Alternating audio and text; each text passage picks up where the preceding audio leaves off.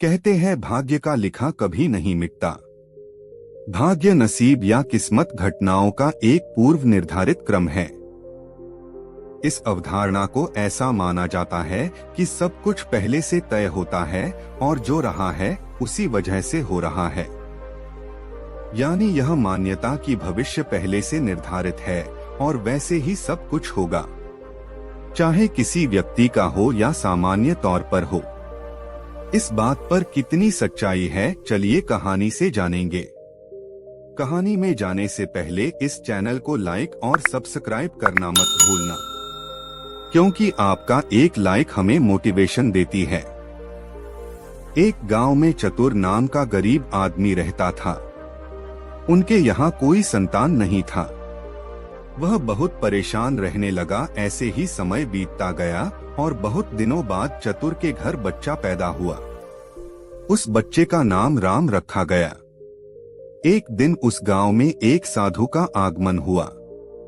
साधु को देखकर वह चतुर ने उसे अपने घर में आने का आमंत्रण दिया, क्योंकि आज चतुर के घर में खुशी का दिन था। इसीलिए उसने साधु महाराज को अंदर बुला लिया और उन्हें बैठने के लिए कहा। जब साधु महाराज बैठ गए तो चतुर ने साधु महाराज से कहा, महात्मा जी, हमारे घर में बहुत समय के बाद बच्चे का जन्म हुआ है, आप कृपया करके इसका नामकरण कर दीजिए। साधु ने जैसे ही बच्चे को अपनी गोद में उठाया, तभी साधु ने देखा कि बच्चे की बाजू पर एक चिन्ह बना हुआ है जो राजयोग को दर्शाता है। साधु बच्चे की बाजू के ऊपर चिन्ह देखकर हैरान रह गया। चतुर ने जब साधु को हैरान परेशान देखा तो उसने कहा, महात्मा जी, क्या बात है, आप इतना परेशान क्यों नजर आ रहे हो? साधु ने कहा, बेटा, मैं परेशान नहीं हूँ, बल्कि मैं तो बहुत खुश हूँ, क्योंकि तुम्हारा बेटा बहुत किस्मत वाला है। तुम्हारे बेटे की किस्मत में राजयोग लिखा है। चतुर ने कहा, महात्मा जी, मैं आपकी बात समझा नहीं, आप क्या कहना चाहते हो? साधु ने कहा, बेटा, तुम्हारा पुत्र एक दिन राजा बनेगा। इसका विवाह 16 वर्ष की आयु में इस राज्य की राजकुमारी के साथ होगा और फिर यह इस नगर का राजा बन जाएगा। साधु की बात सुनकर चतुर बहुत खुश हुआ। जब गांव के लोगों को पता चला कि चतुर का बेटा एक दिन इस नगर का राजा बनेगा तो सभी लोग उसको देखने के लिए आने लगे। एक दिन की बात है, उस नगर का राजा हिरण का शिकार करता करता काफी दूर जंगल में निकल गया, लेकिन हिरण राजा के हाथ नहीं आया। राजा को हिरण का पीछा करते करते प्यास लग गई थी, लेकिन राजा को आसपास कोई नदी या तालाब भी नहीं मिला जहां से वह पानी पी सके। राजा काफी समय से जंगल में इधर उधर घूम रहा था। राजा पानी की तलाश में भटकता हुआ उसी गांव में पहुंच गया जहां चतुर रहता था। तभी राजा की नजर एक महात्मा के ऊपर पड़ी। राजा ने महात्मा से पानी मांगा। महात्मा ने राजा को रुकने के लिए कहा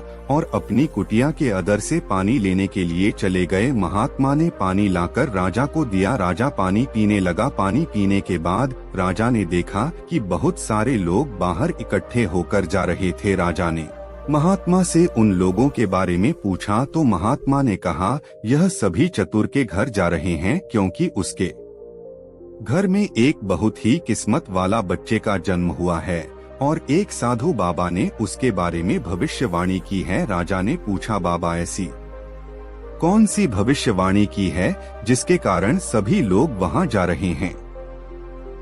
महात्मा ने कहा, साधु बाबा ने बताया है कि जब चतुर का बेटा 16 साल का होगा तो उसका विवाह इस राज्य के राजा की पुत्री के साथ होगा और उसका पुत्र इस राज्य का राजा बनेगा। महात्मा की बात सुनकर राजा को बहुत गुस्सा आया कि आखिर एक मामूली गरीब आदमी का बेटा उसकी पुत्री के साथ विवाह कैसे कर सकता है। राजा ने महात्मा से कहा, महात्मा जी, मैं ही इस राज्य का राजा हूँ और आप क्या सोचते हो, एक मामूली गरीब के बेटे के साथ में अपनी बेटी की शादी कर दूंगा?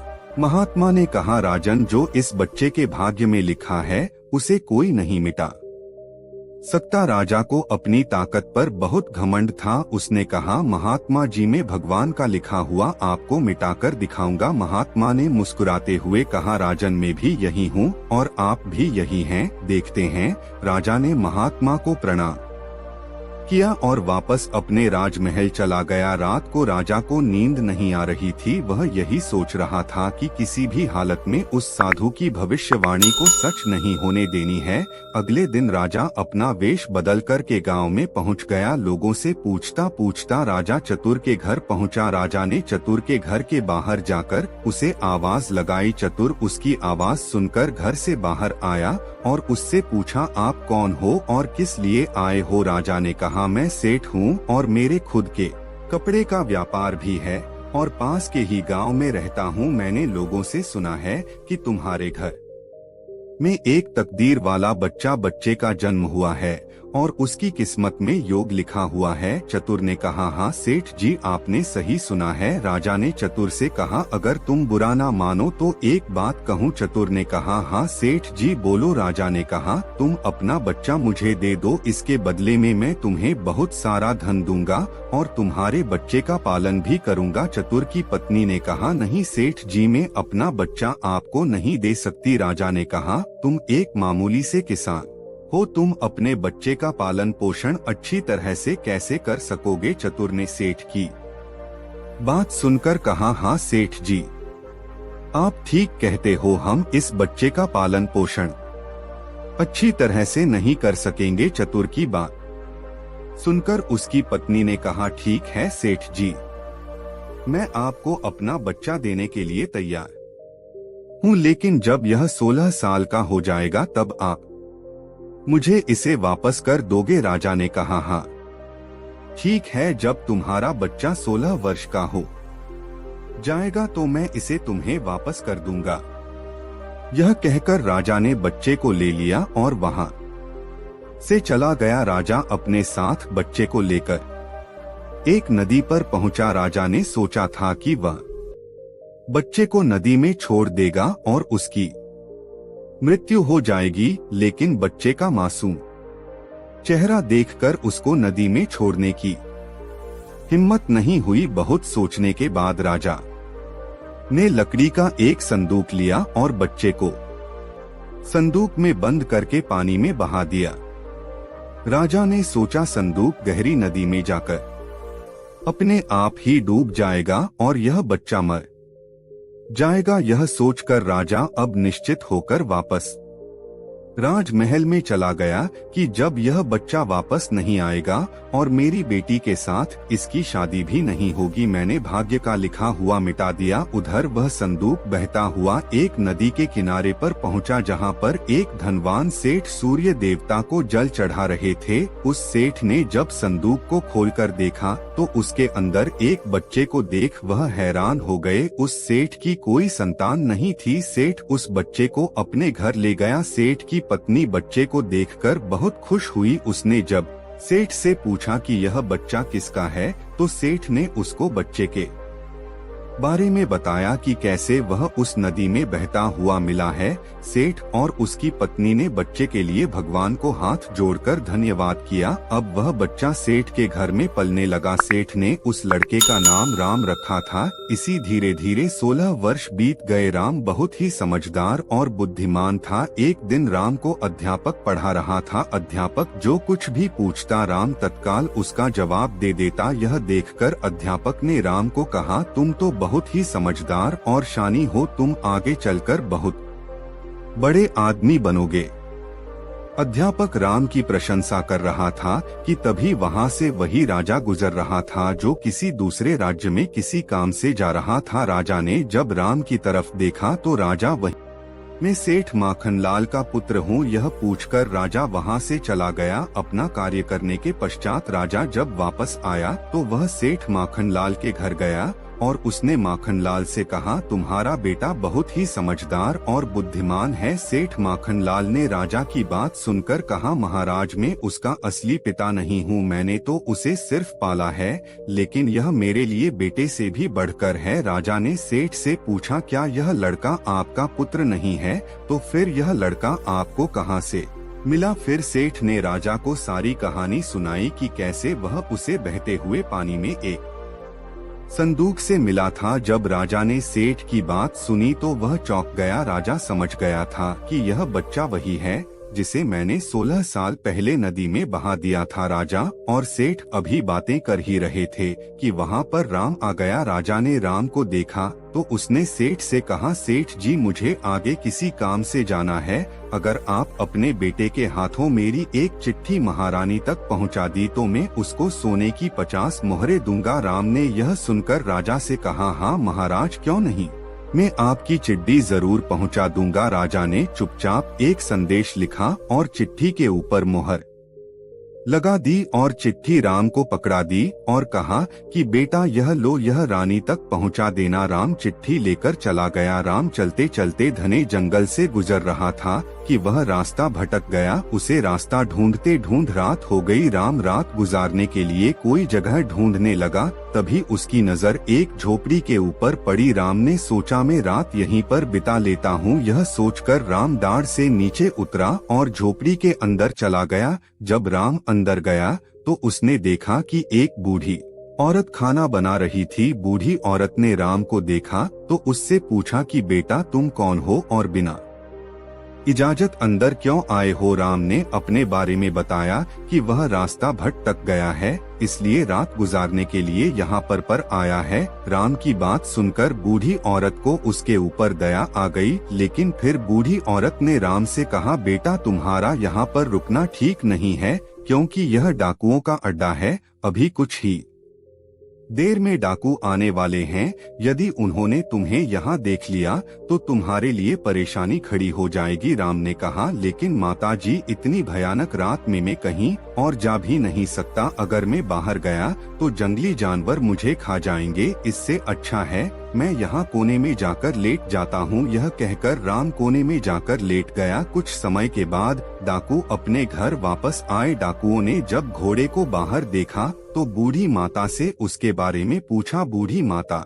ने उनको बताया कि इसका नाम राम है, यह बहुत ही नेक दिल बच्चा है और यह राजा के काम से राजमहल जा रहा है। जब डाकुओं ने यह सुना तो उन्हें कुछ संदेह हुआ। यह राजा की हरकतों के बारे में जानते थे, इसलिए उन्होंने राम की जेब से चिट्ठी निकाली और उसे पढ़ने लगे। जैसे ही डाकुओं ने वह चिट्ठी पढ़ी तो वह सब समझ गए। बूढ़ी माता ने उनसे पूछा, चिट्ठी में क्या लिखा है। उनमें से एक डाकू ने बताया कि चिट्ठी में लिखा है कि जैसे ही यह लड़का तुम्हारे पास पहुँचे, इसको उसी समय मरवाकर कहीं दूर दफना देना। यह काम मेरे पहुंचने से पहले हो जाना चाहिए। बूढ़ी माता ने जब यह बात सुनी तो बोली, यह राजा कितना दुष्ट है, जिसके हाथों चिट्ठी भिजवा रहा है उसी को मरवाने का आदेश भी दे रहा है। यह सोचकर बूढ़ी माता ने सोचा कि मुझे इस मासूम को बचाना चाहिए। उसने डाकुओं से कहा। तब डाकुओं ने दूसरी चिट्ठी लिखकर उस चिट्ठी से बदल दी और वापस राम की जेब में रख दी। इसके बाद